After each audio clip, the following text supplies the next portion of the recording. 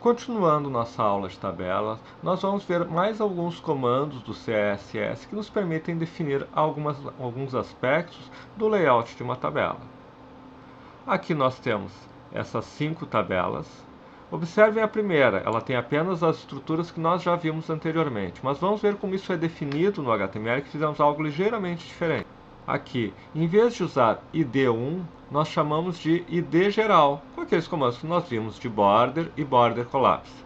Por que eu chamei de id geral? Porque, na verdade, além do id1, eu coloquei uma div id geral com todos os elementos dentro dela. Então, eu coloquei uma div id geral e as divs id1, 2, 3, 4 e 5 dentro dela. Ou seja, essa definição aqui vale para todas as tabelas.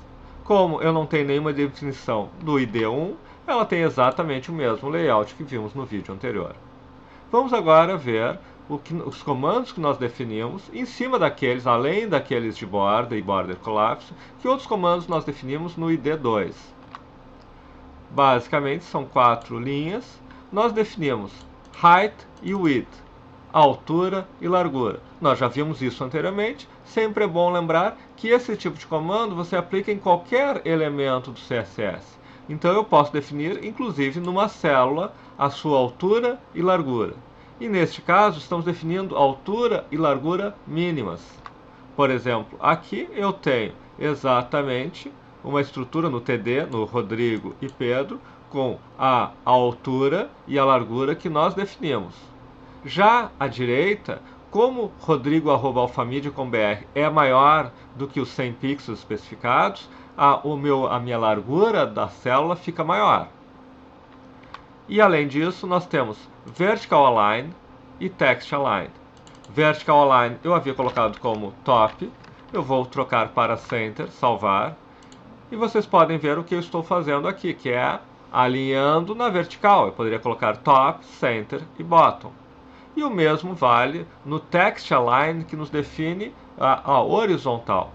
Em vez de center, eu posso, por exemplo, colocar left, poderia colocar right também.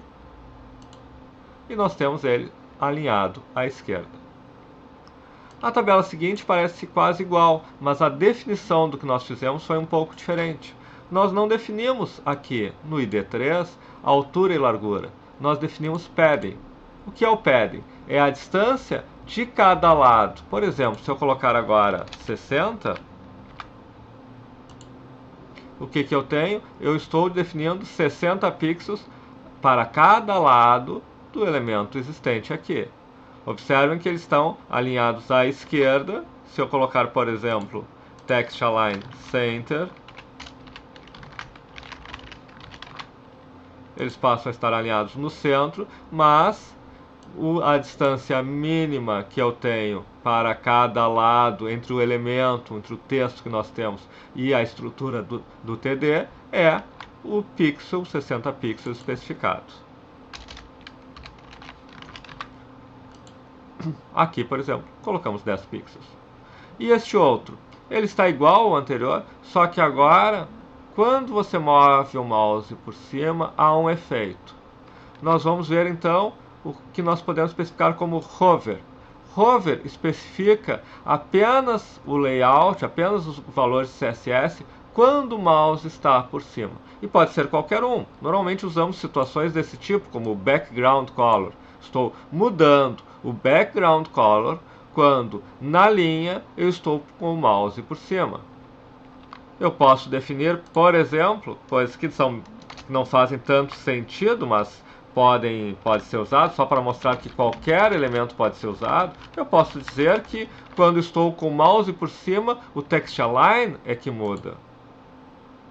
Observe, eu estou mudando o text align. Não faz muito sentido, mas mais para entender o conceito. Eu estou definindo o que eu quiser. E também eu posso definir de qualquer elemento. Por exemplo, se eu definir hover da célula, eu não tenho mais a linha inteira, apenas aquele elemento. Se eu definisse da tabela, toda a tabela ficaria com aquele efeito quando eu passasse o mouse por cima dela.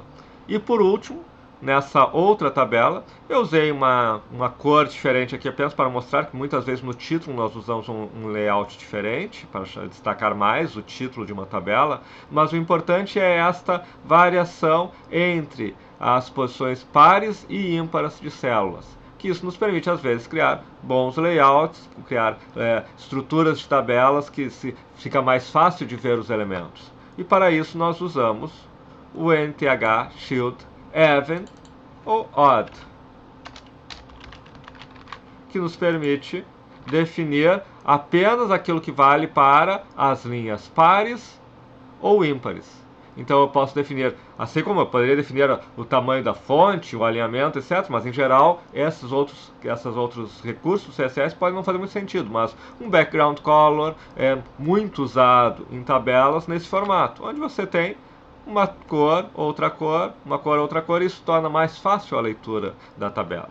Mas isso são apenas os elementos. Na construção de uma tabela em si, você tem estes e outros recursos para criar um layout mais atrativo, de maior legibilidade, etc.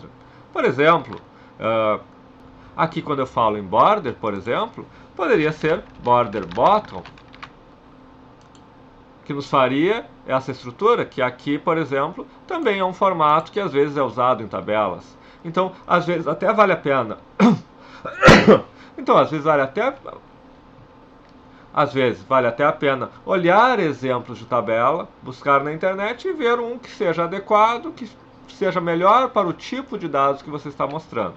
Mas, principalmente não tanto no aspecto do web design, mas principalmente do programador, é importante você entender principalmente os elementos que você tem à disposição, porque você vai precisar usá-los para construir uma tabela que esteja mais adequada a mostrar aqueles dados que vão fazer parte do sistema que você está desenvolvendo.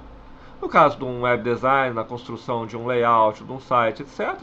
Mais importante ainda ver o tipo de cor, o tipo de fonte, etc. Mas é fundamental entender como você pode endereçar usando um hover, usando a variação entre as linhas pares e ímpares e os demais elementos típicos do CSS.